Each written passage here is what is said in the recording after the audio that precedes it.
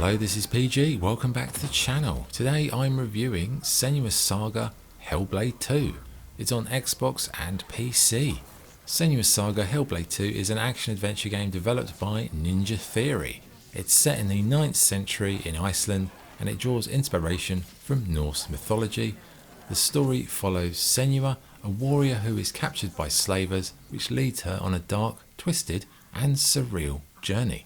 Okay, gameplay. Well, Senua's journey is about as basic as you could imagine. You walk through tightly focused areas, you'll be listening to the voices in her head debate her actions, then you'll get into a fight zone, kill off about 6 identical foes, solve a puzzle, open a door, walk some more, and then watch a cutscene. And that is pretty much the game in a nutshell.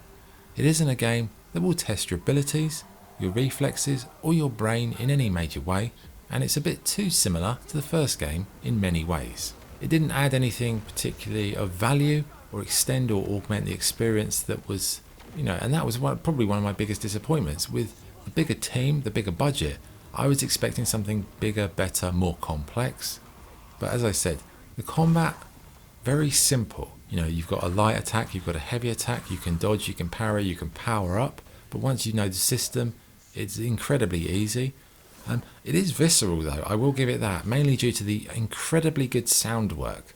A lot of developers could learn from this because often combat in video games feels quite flat, but here the gruesome sound effects and the guttural nature of it makes the combat hold together even though it's very simple.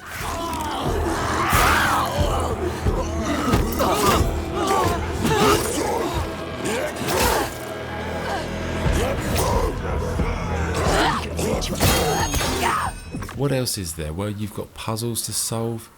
They're mostly focused on Senua locating objects in a sort of pattern or lighting up a torch, or nothing particularly taxing. Again, very much copy and paste from Senua's Sacrifice. Another area that was disappointing for me was the narrative.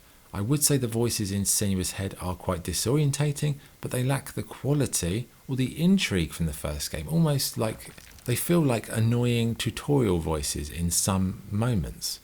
I'd also say the story has a slight direction change from the first game, making it feel more like a conventional adventure game.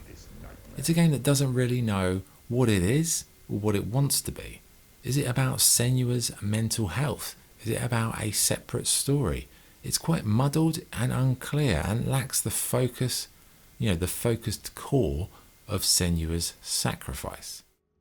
Adding to this, you've got new cast members that are, quite frankly, paper thin, lack quality performances, and they lack really well written or in-depth kind of dialogue. It definitely feels like a more conventional game, which I'd say is probably the corporate fingerprint of Microsoft being involved, so I wouldn't necessarily blame Ninja Theory for that. Aside from the game, you've got a nice featurette on the previous game if you need to catch up, and it's also got this one that goes into detail on psychosis. That's very educational. Finally, before I move on to graphics, the pricing of the game for me is completely tone deaf to the consumer market. The game takes, I'd say, it must have been about between 5 and 6 hours for me to walk through it, but to charge £50 for that, for a game that's that short, I think, and especially a game with very little or no replay value, I think is in quite bad taste.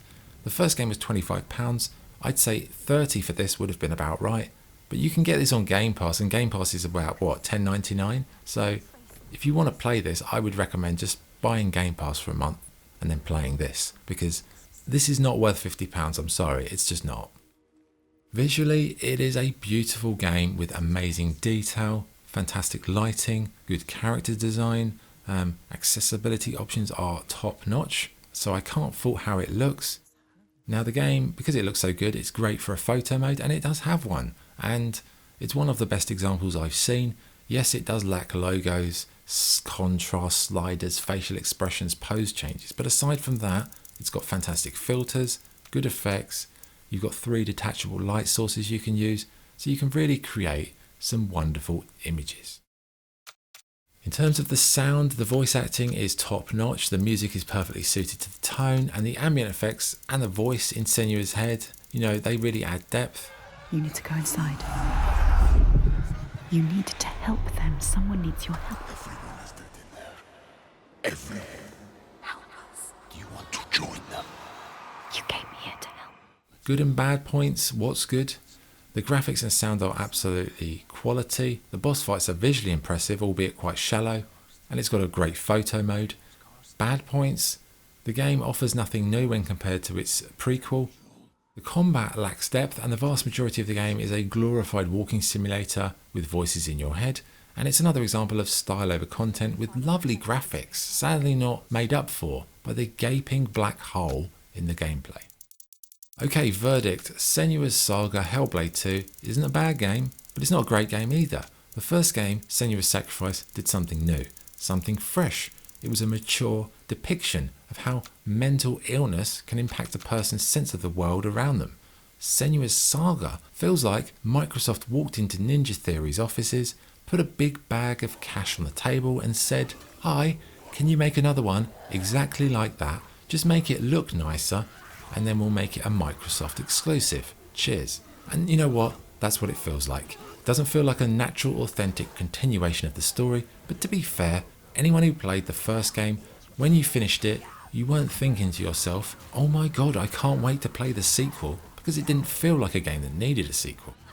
So overall, Senua'S Saga, not bad, but it is a bit lackluster, and it doesn't do anything that the first game didn't do better.